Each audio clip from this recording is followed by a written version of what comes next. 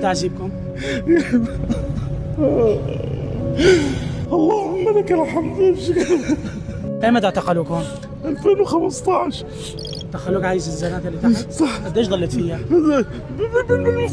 بالفريدي رقم 8.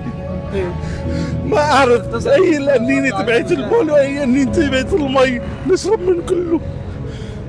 قديش ضلت معتقلهم؟ ضليت 14 15 يوم. هون بهذا الصراع. تم تعذيبكم؟